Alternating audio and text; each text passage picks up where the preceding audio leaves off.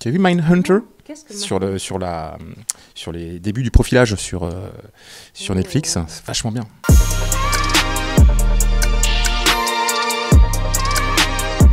Le Prince de Bel-Air, sans aucune hésitation. Ça a bercé toute mon adolescence. J'ai commencé à avoir accès à la télé vers mes 16-17 ans et c'était Windows Stress. Je suis désolée, j'aurais aimé dire que j'étais vraiment élevée dans des sphères hyper cultivées, mais non, vraiment je regardais Windows Stress et c'était vraiment ma passion.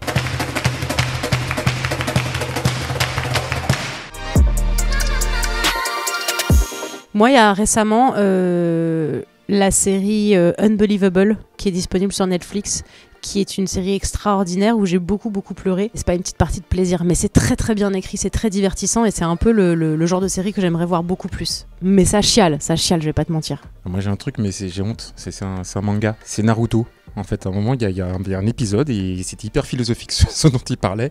Et ça, je sais pas, ça parlait à des trucs qui, en moi, c'est remonté et j'ai pleuré. Mais Naruto, c'est dingue, hein, c'est vachement bien, je pensais pas. Hein.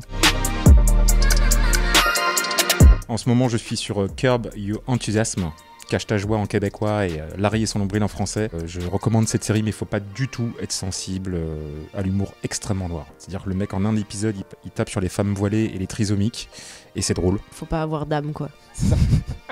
The Marvelous Miss Maisel. Je sais pas si elle m'a fait rire ou si juste elle m'a fait tellement plaisir que j'ai ressenti le même type d'endorphine que quand t'as des fous rires. Et puis sinon, un peu incontournable, moi Friends, hein, je sais qu'aujourd'hui c'est pareil, c'est compliqué, il y a plein de blagues de Friends que tu transposes à 2021 et tu te dis il y avait vraiment aucun autre moyen de faire de l'humour, on était obligé d'être stupide comme ça. I know.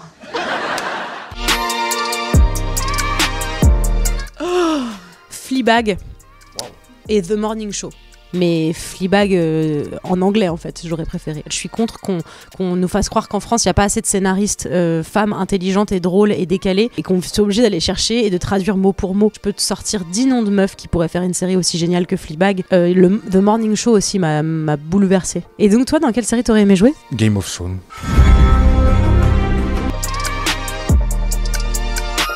Alors il y avait une série qui s'appelait Pushing Daisies, qui était l'histoire d'un type qui avait un pouvoir magique et en même temps un peu une malédiction, où en fait il pouvait toucher les choses ou les gens qui étaient morts et ça leur permettait de revivre pendant 1 minute.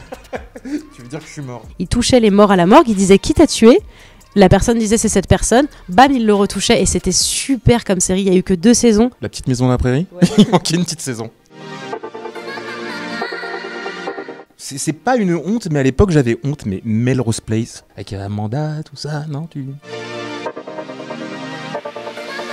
Moi ça va être une mini-série, ça va être Le Jeu de la Dame. Moi ça va être une longue série que j'ai même pas fini de regarder parce qu'elle est dense, c'est The Crown. Eh bien la série dans laquelle on peut nous retrouver tous les deux avec une scène magnifique. Vraiment, 2 scènes magnifiques. 2 Ouais mais pour y en avait qu'une de magnifique. C'est dans la série Clem, sur TF1.